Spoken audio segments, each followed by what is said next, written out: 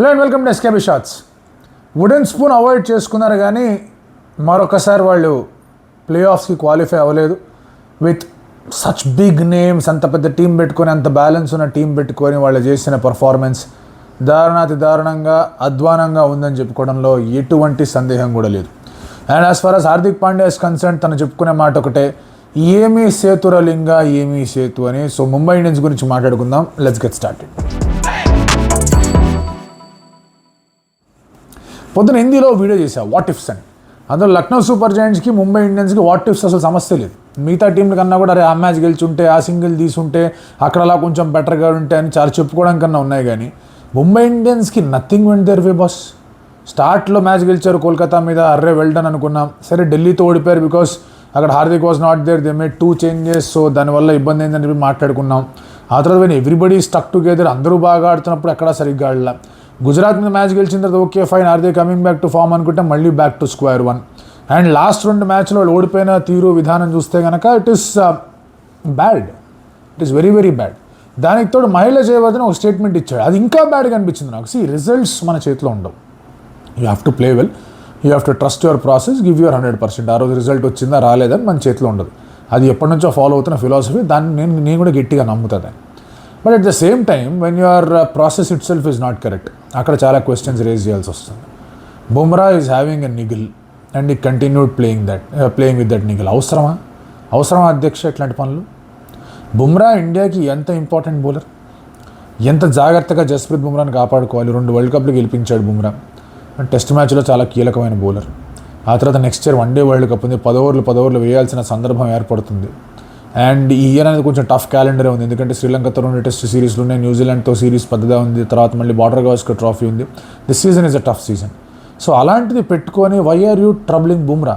నిజంగానే బుమ్రాకి నిగులు ఉంది అంటే కానీ ఒక వారం రెస్ట్ ఇస్తే సరిపోయేది కదా. 3 మ్యాచ్లు ఆడకుండా ఉంటే పోయేదేముంది. ఇప్పుడు ఆడాడు, ఫుల్ పేస్లో బౌలింగ్ చేయలేదు. యాక్చువల్గా చెప్పాలంటే నిగులతో వేసిన మ్యాచెస్లో వికెట్లు తెలియదు కానీ రన్స్ కొంచెం కట్టడి చేసాడు. ఆ తర్వాత 2-3 మ్యాచ్ల్లో ఎక్కడైతే వాస్ టేకెన్ ఫర్ రన్స్, అక్కడ డెఫినెట్ ఇష్యూ అనేది కనిపించింది బుమ్రాతో. అండ్ స్కై ఫిట్నెస్ అది ఇదని మాట్లాడి స్కైయే చెప్పాడు, రెస్ట్ ఇంజరీ ఏం లేదబ్బా, అట్లా ఉంటే అట్లాంటి షాట్లు ఆడగలను నేను అన్నాడు. సో హోప్ఫుల్లీ ఆ రెస్ట్ ఇంజరీ లేదు and sky did not push through with an injury అని చెప్పేసి కోరుకుందాం. But sky has had a terrible tournament, horrible miserable tournament.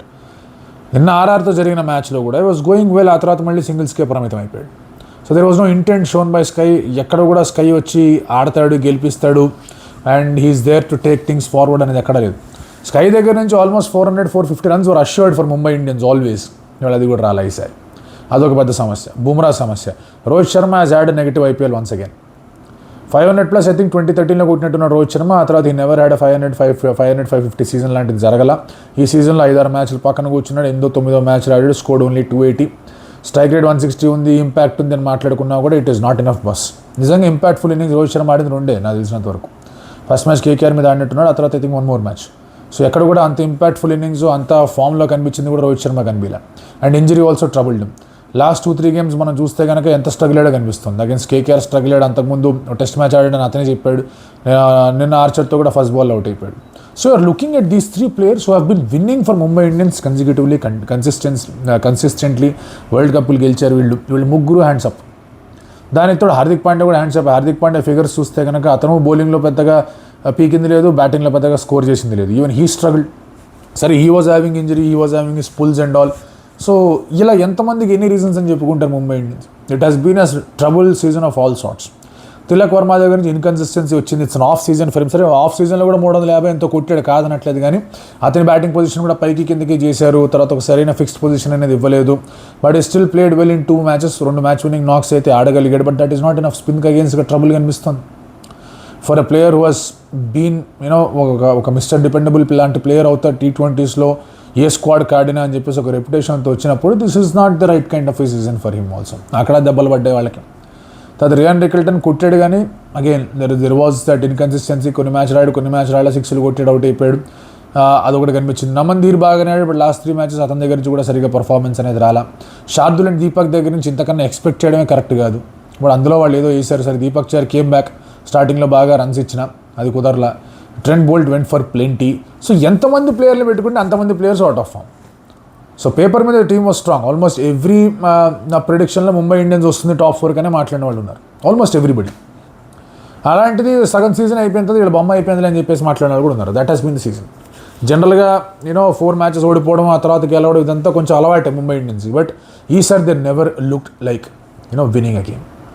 దానికి తోడు మహిళా జయవర్ధని స్టేట్మెంట్స్ కానీ, Mahela Jayawardene and Hardik Pandya tactics were also questionable. ఏం చేస్తున్నారు, ఎందుకు ఇట్లాంటి పనులు చేస్తున్నారు అనేది కూడా అర్థం కాల. Tactically also they have been very very poor. And I think it is in psychology. నేను చదివిన కాస్త సైకాలజీలో నేను ఫాలో అయ్యే కొంచెం ఇదిలో నాకు అనిపించింది ఏంటి అంటే, Mumbai Indians although their entire setup is bureaucratic, layers ఉంటాయి, మీకు హెడ్స్ ఉంటారు, ఆర్గనైజేషనల్ స్ట్రక్చర్ ఉంటుంది, అదంతా ఉన్నా కూడా at the core they are a very emotionally functional unit. CSK లాగా. సిఎస్కేకి అయితే అసలు ఆ హైరార్కీ కూడా ఏం లేదు, అది వేరే విషయం. ఇప్పుడు Mumbai Indians definitely has that hierarchy, bureaucratic kind of organisation, వాళ్ళది ఆ స్ట్రక్చర్ అంతా ఉంటుంది. బట్ ఐ ఫీల్ ఇందాక అన్నట్టుగానే అట్ ద కోర్ వాళ్ళు ఆ ఎమోషన్కి బాగా రిలేట్ అయ్యారు. I think Rohit Sharma is an emotion for them, right? And దాని చుట్టే చాలామంది ప్లేయర్స్ రావడం, వన్ ఫ్యామిలీని ఎమోషన్తో ఉండడం, I think that has been broken by a professional interaction. ఇప్పుడు హార్దిక్ పాండ్యాని తీసుకొని రావడం తప్పు అని కొంతమంది అంటారు. హార్దిక్ పాండ్యాని తీసుకురావడం అనేది దాని వెనకాల వీళ్ళకి కొన్ని రీజన్స్ ఉన్నాయని నేను అంటే. ఇప్పుడు డెసిషన్ అంతా అయిపోయిన తర్వాత తప్పు అనడం కరెక్ట్ కాదు. ఆ టైంలో ఎందుకు ఆ డెసిషన్ తీసుకున్నారు? హార్దిక్ పాండ్యా అడగలేదే వస్తా అని, వీళ్ళు వెళ్ళారు హార్దిక్ పాండ్యాని రమ్మని. ఈ సైడ్ నా క్యాప్టెన్సీ ఉంటే వస్తా, లేదా నేను జీటీలో క్యాప్టెన్గా ఉన్నా అన్నాడు. From his point of view it's a very fair call. అందులో హార్దిక్ పాండ్యా అనేది ఏమీ లేదు అక్కడ. వచ్చిన తర్వాత things started getting out of their control. ఎందుకంటే ఇప్పుడు ఈ దాంట్లో నుంచి ఎవరినైనా అపాయింట్ చేస్తుంటే probably that emotional setup would have still been there. Rohit శర్మని అలా తీసేసిన తర్వాత the reactions from players, from fans, from everybody was very very hostile. ఆ తర్వాత ఆ సీజన్ ఎట్లాగో గాన్ కేస్. తర్వాత season they actually did well. ఎందుకు డిడ్ వెల్ అంటే probably they started winnowing, and ఆ తర్వాత ఆ ఇమోషనల్ కోర్ అదంతా కూడా బికాస్ దే ఆర్ విన్నింగ్ అది పెద్దగా కనిపించలేదు. Then they started doing well. సరే ఎలిమినేటర్ ఓడిపోయారు, దట్స్ డిఫరెంట్ స్టోరీ. బట్ ఈసారి once again when they started losing, ఎక్కడైతే కమ్బ్యాక్ కూడా స్కోప్ లేదో because Bumrah was not performing, అది ఇది అయిందో, I think it again went back to the same aspect of introducing something really professional, rational in a logical setup, in emotional setup. అది work out అవుతుంది. బాగా వెళ్తున్నప్పుడు బాగానే ఉంటుంది, కానీ వెళ్ళనప్పుడు మాత్రం టీం జెల్ అయ్యే అవకాశాలు తగ్గిపోతాయి. ఐ థింక్ టీం జెల్ అయ్యే అవకాశాలు తగ్గిపోయాయి. That is one of the reasons for their horrible performance అనేది నా ఫీలింగ్. సో ఎక్కడో అక్కడ సంబడి కూడా సడన్ నా కోసం చేయండి ఇది అని ఎవడన్నా చెప్పుంటే కనుక things would have been different. I don't think Rohit Sharma ever said it in this season or last season or before season. And అలాగే హార్దిక్ పాండ్యా కూడా the way he reacted to certain things కొంచెం పుట్ ఆఫ్ చేసే విధంగానే ఉంటాయి. అది కూడా జరిగింది. So Mumbai Indians will have to take a call that ఏం జరుగుతుంది ఇక్కడ.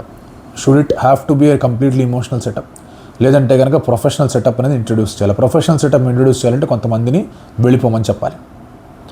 లేదు కొంచెం అలాగే ఉంచుదాం, కొంచెం ఇమోషనల్ సెటప్ ఉంచుదాం, నెక్స్ట్ ఇయర్ ఒకటే ఉంది కదా, ఆ తర్వాత we can see look forward to it, ఆ తర్వాత ఎంతమంది ఉంటారో ఎంతమంది ఉండరో తెలియదు అనుకుంటే కనుక they have to be very strict in enforcing certain things.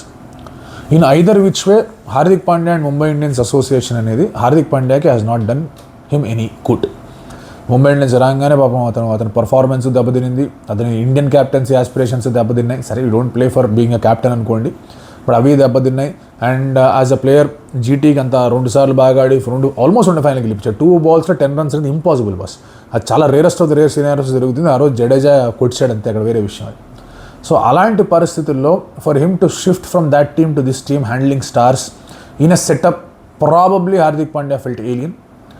And దాని నుంచి మళ్ళీ రికవర్ అవ్వడం కానీ, దాని నుంచి ముందుకు తీసుకెళ్ళడం కానీ చాలా చాలా కష్టమైంది. See we're not talking cricket Mumbai Indians వీడియోస్లో.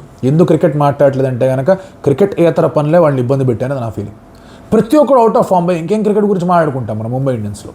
ఇప్పుడు ఏదన్నా ఫామ్లో ఉండి ఏదన్నా 1-2 మిస్ అయ్యారు, అది అక్కడెక్కడ ఇట్లే బాగుండేది, అక్కడెక్కడ ఉంటే బాగుండేది, బ్యాలెన్స్ ఉంటే బాగుండేది, ఇన్ని మాట్లాడుకోవచ్చు. అన్నీ ఉన్నాయిగా, అన్నీ ఉన్న అల్లు నోట్లో ఏదో ఉన్నట్టు మాట్లాడింది, తయారైంది ఇక్కడ సిచ్యువేషన్.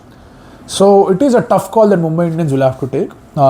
ఒకవేళ హార్దిక్ ఉండాలి నెక్స్ట్ ఇయర్ అంటే కనుక some strict things should be in place and probably ఇంకొంచెం బెటర్గా అతను ఇంక్లూడ్ చేసే ప్రయత్నాలు చేయాలి.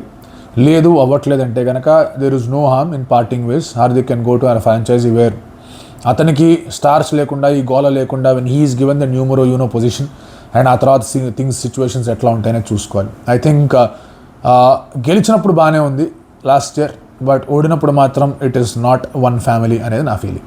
So yeah, that is Mumbai Indian story. Miserable tale ఈసారి మాత్రం 2026లో. Can they come back in 2027? ఒకవేళ ఇదే సెటప్ రిటర్న్ అయితే మాత్రం కష్టం. If they change certain things, if they change అంటే కోర్ మారాల్సిందే. మారితే కనుక మళ్ళీ దాని గురించి నెక్స్ట్ ఇయర్ మాట్లాడుకుంది. ఎందుకంటే చెప్తున్నా కదా, ఇట్ ఈస్ ఎస్ క్రికెటింగ్ పరంగా చాలామంది they had a bad season, but there is something beyond it అనేది నా ఫీలింగ్. I might be wrong, I might be terribly wrong, but ఇది నా ఫీలింగ్.